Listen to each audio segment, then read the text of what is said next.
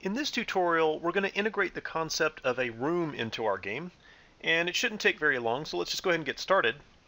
I'll come over here to the project space and add a new file, and we'll create a new empty class, and we'll just call this room. And move over some of these using statements like we always do, and paste it there. Now, you may be asking why we're creating a room. Well, let's come back over here to app main, and one of the things that you want to happen in your code structure is that it almost reads like a book. Now, we're getting that way in app main. You can see that we have main, and we have initialize and update, but look at how we're pulling all of the details here out of app main, and currently what we did is we pushed those up here into the main game.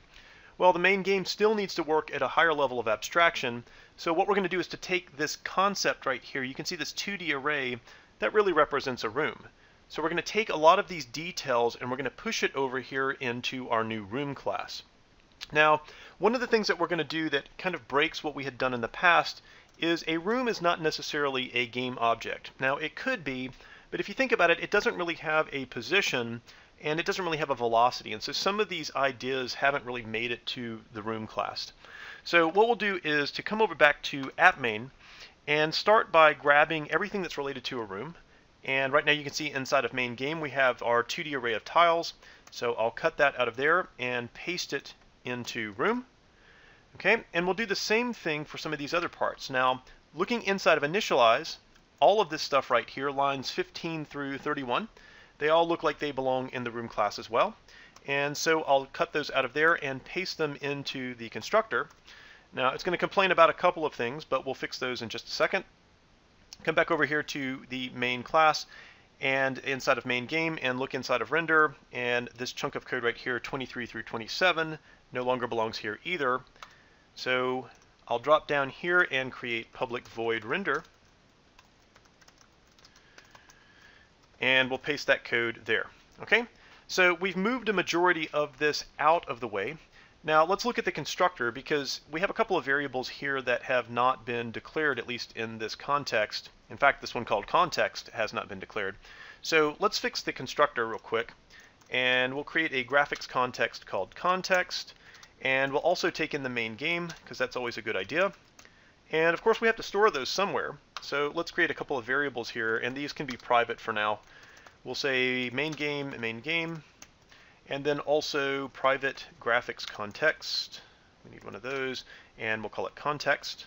Okay, and then the first thing inside the constructor is to assign those. So this dot main game gets main game, as well as this dot context gets context.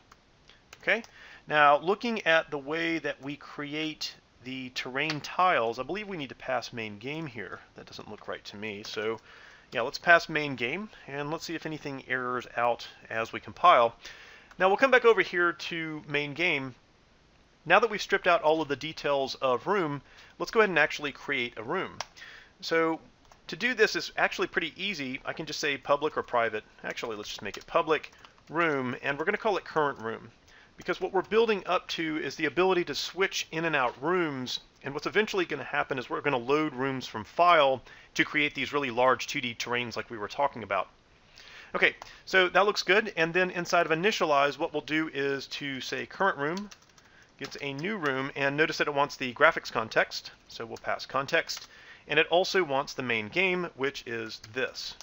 Okay, now the last thing that we'll need to do is to come down here inside of render and say current room.render. Now what I want you to notice is how small everything is getting. You can see that we've pulled all of the details out of main game and put them here into room because they all belong to room. And it gets to be this really short, very easy to read code, and that's what we're going for, because it's certainly going to get more complex as we build this project. So let's compile it and see what happens. And in this case, you can see that we get the exact same behavior that we had before, but we have a different, more logical structure to our code. Now where we're going with this is the ability to swap in and out rooms from file. So one thing that might be a good idea is to go back over here to room, and let's create another method here and say public void, and maybe let's call it load room. And the signature of this function is going to change in just a minute. But for now what we can do is to take a lot of these things, let's say right here to right here. Let's set 27 through 38. And this really belongs in where we're loading the room. So I'll take that out of there, out of the constructor, and paste it here into load room, and then just call load room. And let's see if that still compiles. No, it seems like it's having an issue with terrain text. Okay. So let's take this out and we'll make terrain text a little bit larger scope. I'll say texture 2D, terrain text, and then we'll ditch this variable right here and just use that one. So that should fix that. And you can see we get the same results. So I think we're in good shape now to pull information from a file so that we don't get weirdness like you see here on your screen. So in the next tutorial, we'll talk about loading rooms from file so we can create these really large landscapes.